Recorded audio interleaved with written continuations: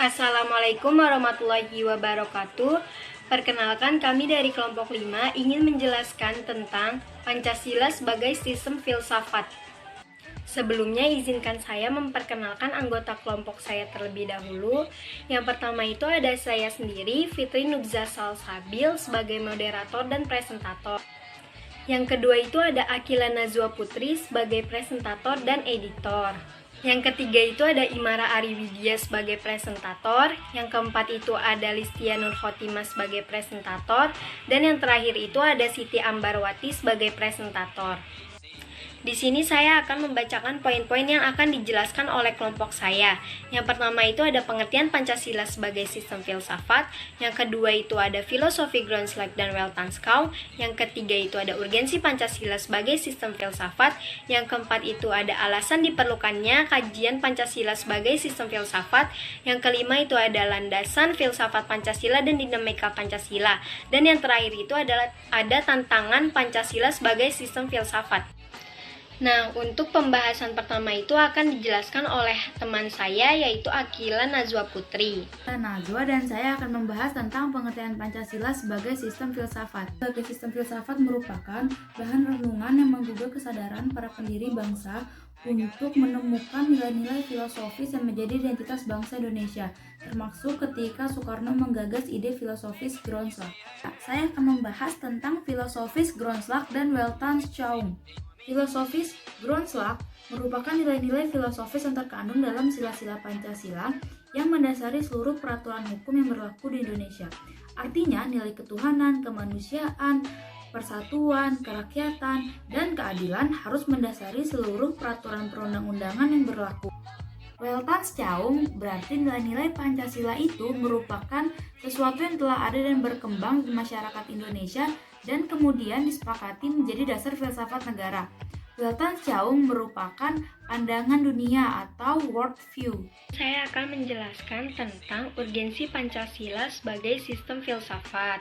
Pentingnya Pancasila sebagai sistem filsafat ialah dengan berpegangan pada Pancasila sebagai filsafat bangsa, Indonesia dapat menentukan sikap di tengah-tengah berbagai sistem dan aliran-aliran filsafat di dunia. Yang pertama itu agar dapat diberikan pertanggungjawaban rasional dan mendasar mengenai sila-sila dalam Pancasila sebagai prinsip-prinsip politik. Yang kedua itu agar dapat dijabarkan lebih lanjut sehingga menjadi operasional dalam bidang-bidang yang menyangkut hidup bernegara. Yang ketiga itu agar dapat membuka dialog dengan berbagai perspektif baru dalam kehidupan berbangsa dan bernegara. Yang terakhir itu agar dapat memberikan kerangka evaluasi terhadap segala kegiatan yang bersangkut paut dengan kehidupan berbangsa, bernegara, bermasyarakat, dan memberikan perspektif pemecahan terhadap permasalahan nasional. Materi selanjutnya itu akan dijelaskan oleh teman saya, Listia Nurhotimah. Saya Listia Nurhotimah, saya akan menjelaskan yang keempat tentang alasan diperlukannya Pancasila sebagai sistem filsafat. Filsafat Pancasila sebagai genetivus objektivus dan genetivus subjektivus. 1. Pancasila sebagai genetivus objektivus artinya nilai-nilai Pancasila dijadikan sebagai objek yang dicari landasan filosofinya berdasarkan sistem-sistem dan cabang-cabang filsafat yang berkembang di Barat. 2.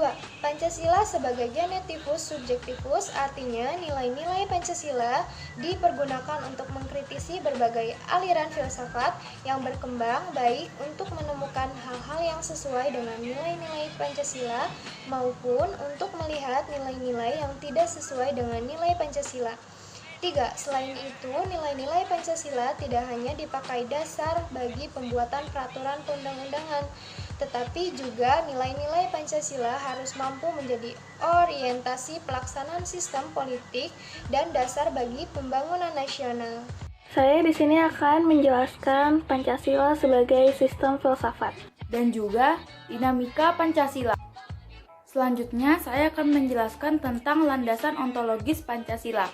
Landasan ontologis itu merupakan sebuah pemikiran filosofis atas hakikat dan raison d'etre sila-sila Pancasila sebagai dasar filosofis negara Indonesia.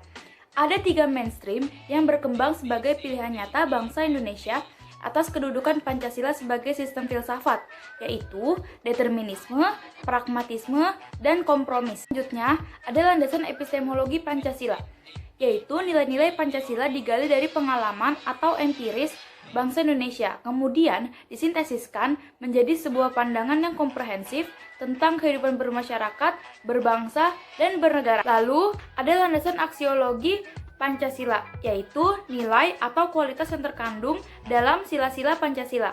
Sila pertamanya atau sila ketuhanan mengandung kualitas monoteis, spiritual, kekudusan, dan sakral. Sila kemanusiaannya mengandung nilai martabat, harga diri, kebebasan, dan tanggung jawab. Sila ketiganya atau sila persatuan mengandung nilai solidaritas dan kesetiakawanan. Sila keempat mengandung nilai demokrasi, musyawarah, mufakat, dan berjiwa besar. Sila kelima atau sila keadilan mengandung nilai kepedulian dan gotong royong. Pada era pemerintahan Soekarno, Pancasila sebagai sistem filsafat dikenal dengan istilah filosofis Grundslag.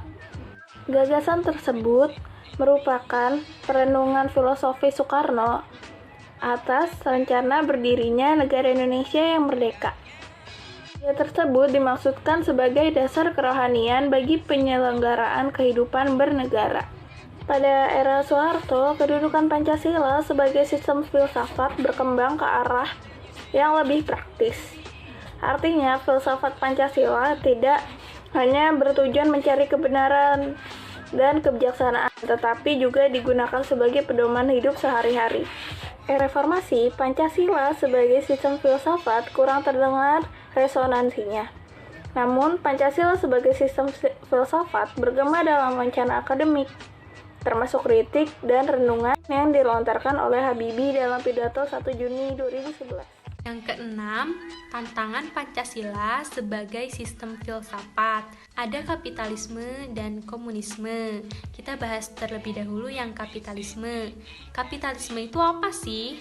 Kapitalisme itu aliran yang meyakini bahwa kebebasan individual pemilik modal untuk mengembangkan usahanya dalam rangka meraih keuntungan sebesar-besarnya. Ini merupakan upaya untuk mensejahterakan rakyat. Nah, contoh tantangannya itu meletakkan kebebasan individual secara berlebihan sehingga menimbulkan dampak negatif seperti monopoli, gaya hidup konsumerisme.